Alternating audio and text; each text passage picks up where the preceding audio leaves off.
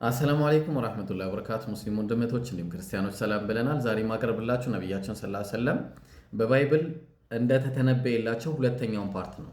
በጣም የሚገርም ነው። ዛሬ በጣም የሚገርም ነው ያመጣሁላችሁ። ይሄንን ለሁሉም ተደራሽ እንዲሆን ሼር፣ ኮፒ ሊንክ፣ ሪፖስት፣ ዲዩት በማድረግ የበኩላችሁን ተወጡ። ትንቢተ ኢሳይያስ ምዕራፍ 20 ከቁጥር 7 ጀምሮ እስከ 17 ነው የሚገኘው። ምን ይላል? And I saw two mounted horsemen and a rider on an ass and a rider on a camel ይላል።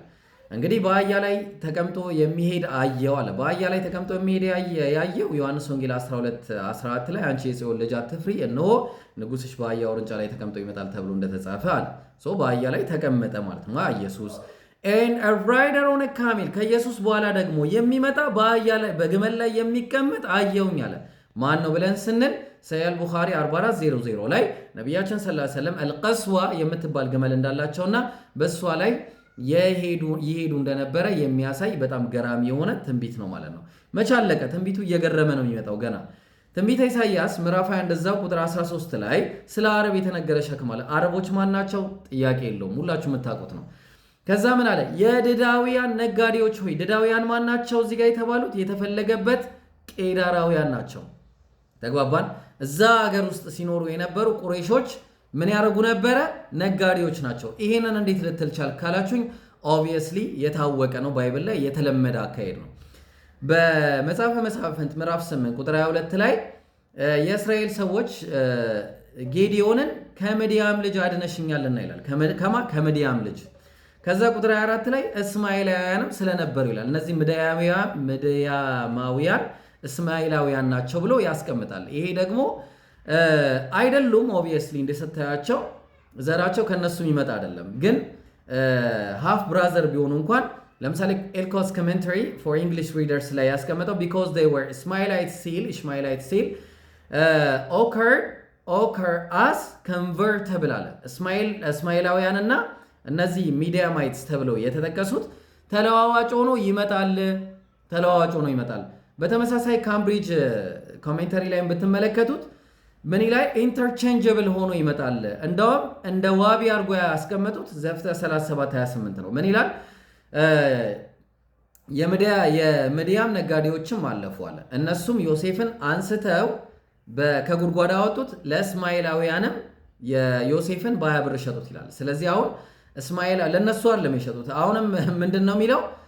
ዘፍጥረት 37:28ን አስመልክቶ ማቴው ፖስት ኮሜንታሪ በተመሳሳይ ሁኔታ እነዛ ነጋዴዎች አብረው ሲሰሩ ስለነበረ ሁለቱን አንደኛውን ሌላኛው አድርጎ መጥራት የተለመደ ነው። ስለዚህ እነዚህ ማን ናቸው ነው አሁን ጥያቄው። የድዳውያን ነጋዴዎች ማን ናቸው ብለን ስንል ሊትራሊ ደግሞ እነ አቡ ሱፊያን ናቸው ማለት ነው። እነ አቡ ሱፊያን ነቢያችን ሰለላሁ ዐለይሂ ወሰለም በነበሩበት ወቅት ላይ የነበሩ ታላላቅ ነጋዴዎች ናቸው። እንደውም ስታዩት ረሂቅ አልመክቱም ፔጅ ከ132 ጀምራችሁ ስታዩት በሚገርም ሁኔታ ግሬት ዌልዝ በቃ በጣም ትልቅ የሆነ ሀብት ነበረው። amounting to 50,000 gold dinars guarded by 40 men moving relatively close to Medina ይላል። እንግዲህ ወደ መዲና ሲጓዝ የነበረው ይዞት 50,000 ዲናር ወርቅ ነበረ እና ይሄን ይዞ እያለ በአጋጣሚ በድር ዘመቻ ሊካሄድ ሲደርስ ወቅቱ አካባቢ ላይ ምን ሆነ? እነዚህ አቡ ሱፊያንን ለማጥቃት ይመጣሉ ማለት ነው። እንግዲህ ስለላ ይመጣ። ግን የዚህ ሰዓት በስለላ ወቅት ላይ አቡ ሱፊያን የግመሎችን ፋንድያ በማየት የፈረሶችና የግመሎችን ፋንድያ በማየት ምን ያገኛል? የቴምር ፍሬዎችን ያገኛል። ስለዚህ አሁን እነሱ ሊሰልሉ ሊያጠቋቸው የመጡ ሰዎች እንዳሉ ከመዲና ተገነዘበና አሸሸ ማለት ነው። ሲያሸሽ ደግሞ ያሸሸው ምንድነው? ከዋናው መንገዱ አስወጥተዋቸዋል። ተግባባን? ካራቫን ምን አለ? led his caravan off the main road ይላል። ከዋናው መንገድ አወጣው ቅፍለቱ ማለት ነው። and inclined it towards to the red sea አለ to red sea ወደ ሬድ ሲ ወደዛ አስጠጋቸው ማለት ነው። ወደዛ በቃ ከበድር ወደ ኖርዝ ማለት ነው። የዛን ጊዜ በድር ዘመቻ እንዳይካሄድ በቃ ምን አረገ? ቶሎ ብሎ ቅፍለቱን ይዞ ወጣ ማለት ነው። ዋና መንገዱንም አስቶ በዱር አደሩ ማለት ነው። ለዛ ነው እዛው ላይ ምን ይላል? የድዳውያን ነጋዴዎች ሆይ በአረብ ዱር ውስጥ ታድራላችኋል። አረብ ዱር ውስጥ አደሩ። ሱብሃንአላህ። ከዛ አሁን የሚገርመኝ ነው በቴማን የምትኖሩ ሆይ አለ። ቴማን መዲና ነች። ወደ ተጠሙ ሰዎች ውሃ አምጡ አለ። የተጠሙ ሰዎች አሉ፣ እነሱ ውሃ አምጡላቸው፣ እንጀራ ይዛችሁ። የሸሹትን ሰዎች ተቀበሏቸው። የሸሹት ማን ናቸው? እነዚህ ምኖች ናቸው? ሙሃጅሮች የተባሉት ማለት ነው።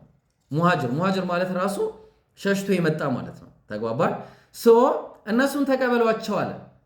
ከሰይፍም ከተመዘዘው ሰይፍ ከተለጠጠውም ቀስት ከጽኑ ሰልፍ ሸሽተዋልና ኢላ የቁሉ ረቡና አላህ ጌታችን አላህ ነው በማለታቸው ከሀገራቸው መባረራቸውን ታያላችሁ። ስለዚህ ይህ ደግሞ በነቢያችን ሰለላሁ ዐለይሂ ወሰለም አማካኝነት መቼ ነው ሂጅራው የተካሄደው ብላችሁ ካላችሁ ኦብቪየስሊ በ622 ኮመን ኢራ ላይ ሂጅራ እንግዲህ አንድ ብሎ ተጀመረ ማለት ነው። ተግባባን?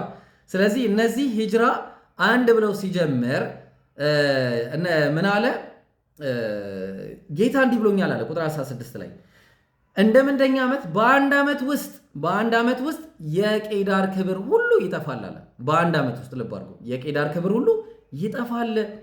ቄዳራውያን የተባሉት እንደምታውቁት ዘፍጥረት 25 ቁጥር 13 ላይ የቄዳር የእስማኤል ልጆች እንዲህ ናቸው ብሎ ዘረዘረና ሁለተኛው ልጁ ማን ነው? ቄዳር ነው ብሎ አስቀመጠ ማለት ነው። ከሂጅራ በአንድ ዓመት ውስጥ ከሂጅራ ከአንድ ዓመት በኋላ ማለት ነው። ከሂጅራ ከአንድ ዓመት በኋላ ተግባባን። እንደምንደኛ ዓመት በአንድ ዓመት ውስጥ አለ። ሂጅራ አለፈ ማለት ሂጅራ እንግዲህ ሲሞላ አንድ ብሎ ከጀመረ በኋላ አንድ ዓመት ሞላ ማለት ነው። ከዛ ከአንድ ዓመቱ በኋላ እንደምንደኛ ዓመት በአንድ ዓመት ውስጥ አለ። ይሄ ደግሞ ምንድነው የተካሄደው በዚህ ሰዓት ብላችሁ ካላችሁ ባትል ኦፍ በድር ነው የተካሄደው ማለት ነው። መቼ ነው የተካሄደው? በሂጅራ ሁለተኛው ዓመት ላይ ነው የተካሄደው። ሂጅራ ሁለተኛው ዓመት ላይ ሱብሃንአላህ። ይሄ የተካሄደው ነው ያው እንግዲህ ረሂቀል መክቱም ላይም እዚህ ላይ ማየት ትችላላችሁ። ሂጅራ ባትል ኦፍ በድር እንደምንደኛ ዓመት በአንድ ዓመት ውስጥ ተካሂዷል ማለት ነው። አሁንም የሚገርመው ይሄ አይደለም። የቄዳር ክብር ሁሉ ጠፍቷል። አሸይምድ ሆነዋል ህዝቦቹ። ያው እዚህ ላይም ተመልከቱ ረሂቀል መክቱም ላይ ቁጥር 17 ላይ ከቀስተኞች ቁጥር የቀሩት የቄዳር ልጆች ሀያላን ያንሳሉ። ሀያላኑ ያንሳል። ማን አነሰ? እንያቸው እስቲ ማን እንዳነሱ። እንግዲህ የቁረይሽ ዋና አዛዥ የነበረው አቡ ጃህል ተግባባን፣ እሱ ሞተ። የቁረይሾች ከፍተኛ ሽማግሌና መንግስታዊ ሰው የነበረው ዑትባ ኢብኑ ረቢዓ ይሄም ጠፍቷል።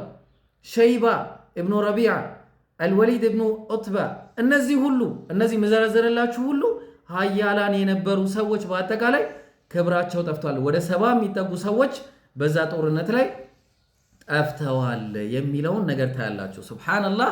ተመልከቱ እንግዲህ በግመል ላይ የሚሄድ አንድ፣ ከዛ በኋላ የድዳውያን ነጋዴዎች የተባሉት እና አቡ ሱፊያን ከዛ በዱር ውስጥ አደሩ፣ ሸሽተው ሄዱ።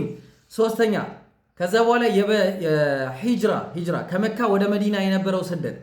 ከዛ በኋላ ደግሞ ከዚህ ሂጅራ በአንድ ዓመት ውስጥ የበድር ዘመቻን ማየታችንን እናያለን። በድር ዘመቻ ተካሄደ ማለት ነው። የበድር ዘመቻ ደግሞ ሽንፈት ደረሰባቸው ቄዳራውያን። ከዛ በኋላ በጣም የሚገርመው ነገር ደግሞ ሀያላኑ ያንሳሉ አለ። እነዛ ሁሉ ሀያላን ወደቁ ማለት ነው። ሱብሃንአላህ። ይሄ በጣም የሚገርም ትንቢት ነው። አደራችሁን የጨረሳችሁ ሰዎች ለሁሉም ተደራሽ እንዲሆን አድርጉት። ወሰላሙ አለይኩም ወራህመቱላሂ ወበረካቱ።